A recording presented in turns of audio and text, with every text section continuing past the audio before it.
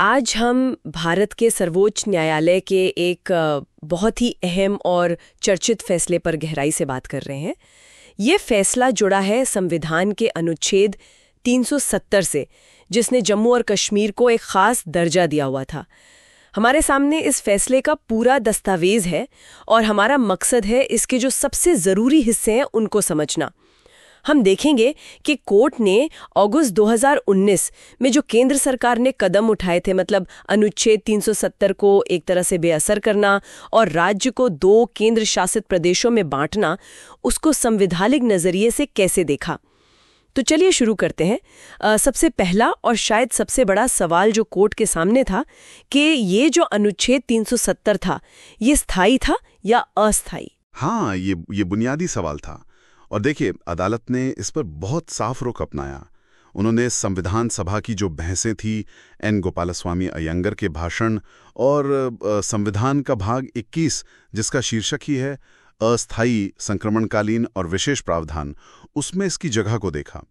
तो इन सब के आधार पर कोर्ट का मानना था कि अनुच्छेद 370 केवल एक अस्थायी, एक टेम्पररी प्रोविजन था। अच्छा, मतलब साफ था कि संविधान बनाने वालों का इरादा इसे हमेशा रखने का नहीं था। ये शुरू से ये खास मगर वक्त के साथ खत्म होने वाली व्यवस्था थी। समझ गई।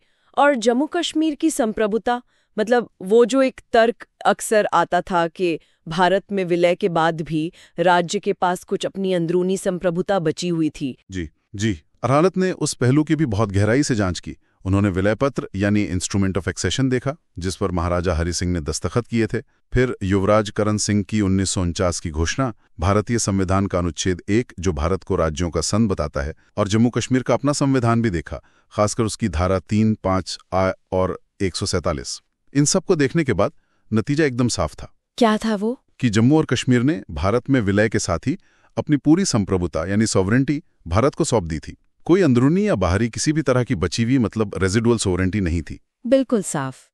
अच्छा, एक और बात, ये जो फैसले लिए गए ये राष्ट्रपति शासन के दौरान लिए गए थे, तो क्या इस आधार पर इनकी वैधता को चुनौती दी गई थी? हाँ, ये एक अहम कानूनी नुक्ता उठाया गया था।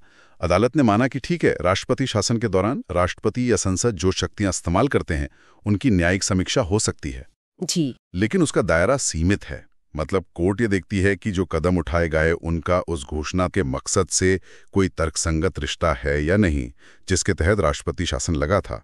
और अदालत ने यह भी साफ किया कि अगर कोई कार्रवाई ऐसी है जिसे आसानी से पलटा नहीं जा सकता, मतलब अपरिवर्तनीय है, तो सिर्फ इस आधार पर वो अवैध नहीं हो जाती। ठीक है, तो अनुच्छेद 370 की प्रकृति और संप्रभुता का मुद्दा तो सुलझ गया, लेकिन जो असली कानूनी दांवपेच थे वो शायद उन राष्ट्रपति आदेशों में थे जिनके जरिए ये सब हुआ। CO-272 और CO-273, उनकी वैधता पर कोर्ट ने क्या कहा? हाँ बिल्कुल, ये समझना बहुत जरूरी है। ये 2 प्रेसिडेंशियल ऑर्डर्स थे। पहले बात करते हैं CO-272 की। इसने, आप कह सकते हैं, 2 काम करने की कोशिश की। पहला, इसने संविधान की व्याख्या करने वाले अनुच्छेद यानी आर्टिकल 367 का सहारा लेकर अनुच्छेद 370(3) में जो संविधान सभा शब्द था उसकी जगह विधानसभा शब्द डालने की कोशिश की। अच्छा, अदालत ने कहा नहीं, ये तरीका सही नहीं है। आप अनुच्छेद 370 को इस तरह से, मतलब पिछले दरवाजे से अमेंड नहीं कर सकते। तो इस ऑर्डर के इस हिस्से को उन्होंने रद्द कर दिया। ओके। लेकिन इसी CO 272 का एक दूसरा बहुत महत्वपूर्ण हिस्सा भी था। इसने क्या किया कि भारतीय संविधान के सारे प्रावधान जम्मू कश्मीर पर लागू कर दिए।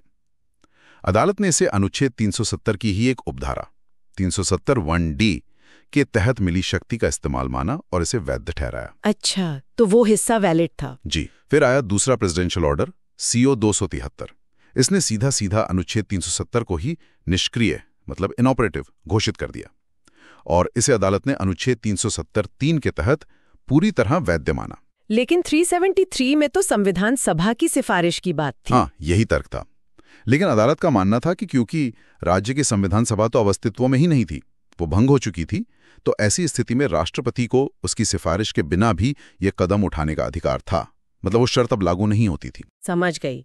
तो कानूनी तौर पर 370 हटाना एक बात हुई, लेकिन फिर राज्य को 2 हिस्सों में बांटना, खासकर लद्दाख को एक केंद्र शासित प्रदेश बनाना, ये तो एक अलग कदम था। इस पर, मतलब जम्मू और कश्मीर पुनर्गठन अधिनियम 2019 की संवैधानिकता पर अदालत कैसे पहुंची? हाँ, ये भी एक बड़ा सवाल था। अदालत ने इस रीऑर्गेनाइजेशन एक्ट को भी संवैधानिक माना। उन्होंने संविधान के अनुच्छेद 3 का हवाला दिया। ये अनुच्छेद संसद को शक्ति देता है कि वो किसी राज्य से क्षेत्र अलग करके नया राज्य या केंद्र शासित प्रदेश बना सकती है, जैसा लद्दाख के मामले में हुआ। अच्छा। और जो प्रक्रिया को लेकर आपत्तियां उठाई गई थीं, उन्हें भी खारिज कर दिया। अदालत ने याद दिलाया कि वैसे भी अनुच्छेद 3 के तहत किसी राज्य विधानमंडल की राय केंद्र सरकार के लिए बाइंडिंग नहीं होती। और जम्मू कश्मीर के लिए जो एक खास शर्त वाला दूसरा परंतुक था अनुच्छेद 3 में, वो CO 2772 के जरिए जब सारे भारतीय संविधान के प्रावधान लागू हो गए तो वो परंतुक वैसे भी हट चुका था। अच्छा, तो मतलब प्रक्रिया भी सही मानी गई। जी हाँ। तो इन सब बातों का निचोड़ क्या निकला? राज्य का दर्जा क्या बहाल होगा? चुनाव का क्या हुआ? हाँ, देखिए, अदालत ने, सॉलिसिटर जनरल ने जो आश्वासन दिया था उसे बाकायदा रिकॉर्ड पे लिया है कि जम्मू और कश्मीर का राज्य का दर्जा बहाल किया जाएगा। हालांकि लद्दाख को केंद्र शासित प्रदेश बनाने का जो फैसला था उसे अदालत ने सही ठहराया है। और चुनाव? हाँ, सबसे महत्वपूर्ण निर्देशों में से एक ये था कि अदालत ने भारत निर्वाचन आयोग को निर्देश दिया कि 30 सितंबर 2024 तक जम्मू और कश्मीर विधानसभा के चुनाव कराए जाएं और साथ ही ये भी कहा कि राज्य का दर्जा जल्द से जल्द बहाल किया जाना चाहिए, एज सून एज पॉसिबल, कहा कोर्ट ने। तो कुल मिलाके ये था सर्वोच्च न्यायालय के उस ऐतिहासिक फैसले का सार।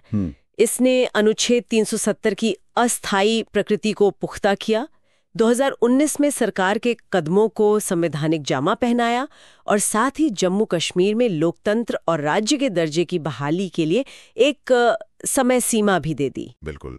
और यहाँ एक बात और जोड़ने लायक है जो शायद आगे सोचने के लिए है। इसी फैसले में एक न्यायाधीश ने अपनी अलग लेकिन सहमति वाली राय में जम्मू कश्मीर में जो पिछले कई दशकों में मानवाधिकार उल्लंघन हुए हैं, चाहे वो राज्य की तरफ से हों या नॉन स्टेट एक्टर्स की तरफ से, उनकी जांच के लिए एक निष्पक्ष, सत्य और सुलह आयोग, मतलब ट्रूथ एंड रिकंसिलिएशन कमीशन, बनाने की बहुत जोरदार सिफारिश की है। ओह, अच्छा। हाँ, ये एक ऐसा पहलू है जिस पे शायद भविष्य में और ध्यान देना होगा। देखना होगा कि क्या ये वाकई अतीत के जख्मों को भरने और आगे बढ़ने में कोई भूमिका निभा सकता है। ये वाकई एक अहम सुझाव है जिस पर आगे विचार किया जा सकता है।